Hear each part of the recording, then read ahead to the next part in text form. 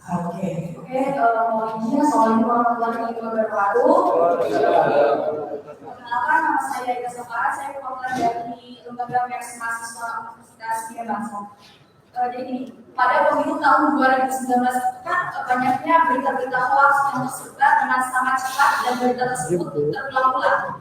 Agar tidak terjadi kembali pada pemilu tahun 2024 ini, pertanyaan saya pertama, bagaimana cara mengenali tanda-tanda konflik untuk membedakan berita hoax dan juga berita valid dalam kampanye politik di media sosial. Kemudian pertanyaan kedua tadi sempat membahas mengenai hukum dan juga pasal-pasalnya, pasal-pasal mengenai penggunaan bahasa dan lain sebagainya. Pertanyaan saya, apa sebenarnya fungsi undang-undang itu sendiri apabila kenyataannya di Indonesia ini masih banyak hukum yang bisa dibeli dengan uang? Lebih lagi, jika penggunaan tersebut adalah orang dalam calon pemilu 2024 ini. Sekian, terima kasih. Assalamualaikum warahmatullahi wabarakatuh. Hampir serupa, Baik, terima kasih Bapak Ibu, sahabat-sahabat sekalian.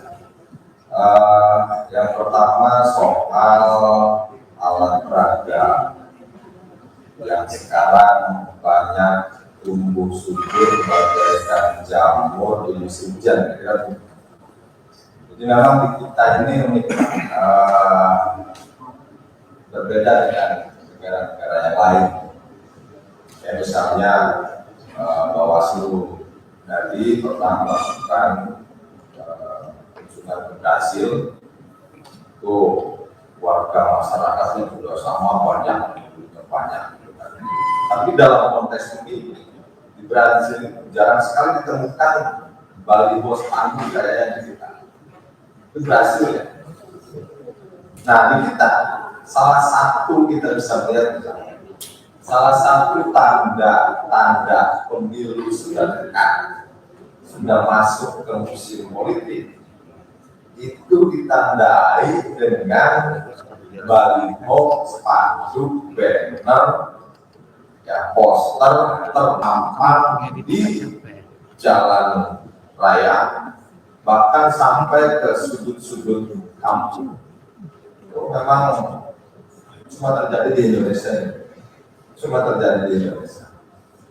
Bagaimana misalnya soal regulasi? Regulasinya diatur jelas bahwa kampanye itu dilakukan pada tanggal.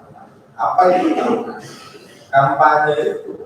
Ya, menyampaikan visi-misi, kemudian juga strategi. Nah, tahapan sekarang ini, apakah partai politik boleh melakukan sosialisasi? Boleh, tapi ada batasan.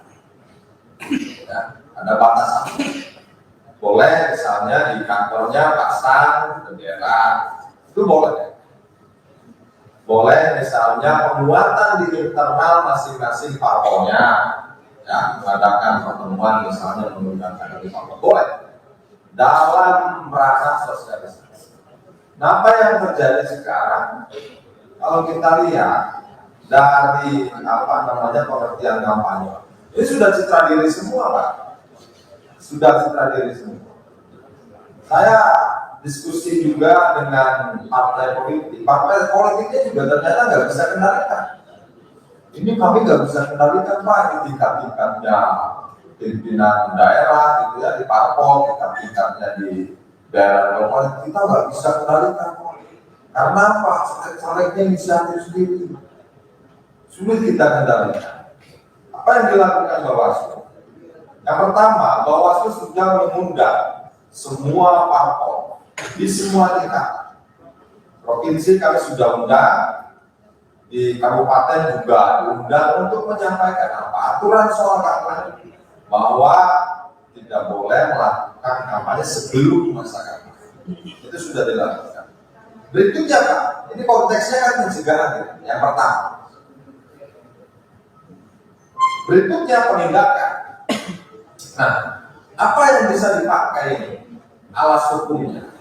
Masing-masing daerah, kabupaten, kota mempunyai peraturan daerah. Bahkan di Pandeglang itu ada perbu khusus mengatur soal pemasakan alat peraga kampanye di Pandeglang.